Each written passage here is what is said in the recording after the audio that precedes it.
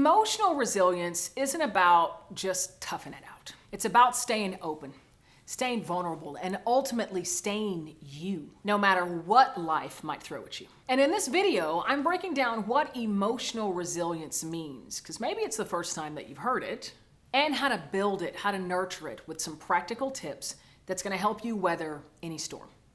Let's dive in.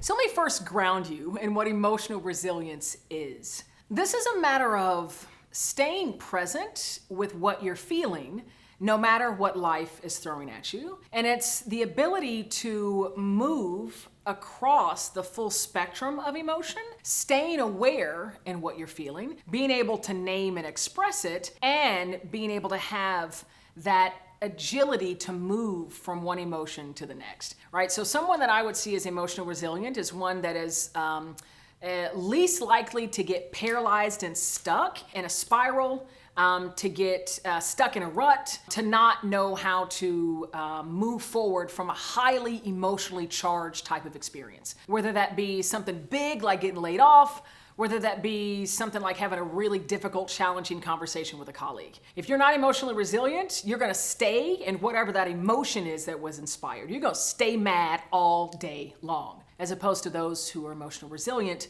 that can recognize it, name it, be aware of it, and know how to move to a different emotion. So when you're striving to have strength and emotional resilience, it's about not suppressing emotion. It's about not holding them within. It's about processing them so that you can continue moving forward. And let me be clear, it's not that emotionally resilient people feel less. It's that they've built and nurtured the muscle to feel fully, to feel all their emotions, and they know how to use them to keep moving forward, stepping one foot over the other. Now let's dive into 4 strategies to help you build your emotional resilience.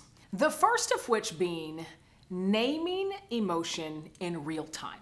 In the moment that you're experiencing emotion, be able to say, this is anger, or this is embarrassment, or this is fear. When you actually go through this mental exercise, you're actually moving where the emotion is being experienced within your brain. So just a little bit on the neuroscience. Emotion is born within our amygdala, which is our primitive brain. But then when you're able to recognize that that's happening and name it, it moves that experience into the prefrontal cortex. Those who are truly emotionally resilient don't say things like, I'm angry or I'm embarrassed. It's, I'm experiencing anger, or I'm experiencing embarrassment, or this thing that's running through my body right now is anger, right? They are naming that emotion, not becoming it. Said another way, when you name it, you tame it.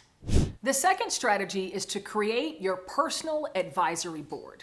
What do I mean by that? These are the handful of folks, it could be just one person, that you inherently trust, that you know that you can lean on during hard times, that you can be very honest, that you can be very vulnerable with. These are individuals that you can call on a regular basis to talk through how things are going for you, to maybe ideate how you might show up a little bit better in your work or in other aspects of life. Ultimately, they're people that you can lean on for advice and that are willing to do so. I have to tell you, one of the best decisions that I made when starting my business was establishing an advisory board. These are peers, these are colleagues, these are people that I admire, people that I look up to, that I feel so safe with, that I can share when the business is having challenges. There's actually portions of my board meeting that I call CEO therapy sessions, where really I'm just talking about, this is the struggle, this is the hardship, y'all talk to me, guide me through it. Create your own personal advisory board. It will go so far as you continue to progress throughout your career.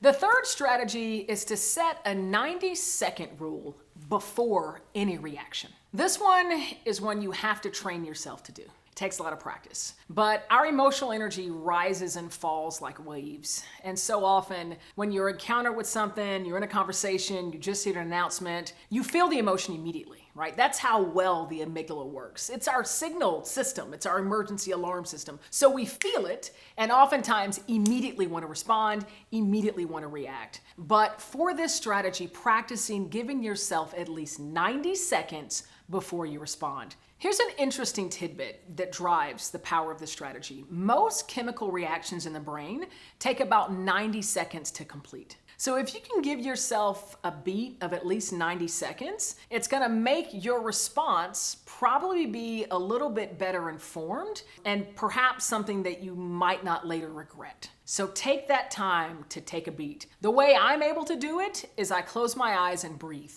right? And it's usually not awkward, right? You hear something, you read something,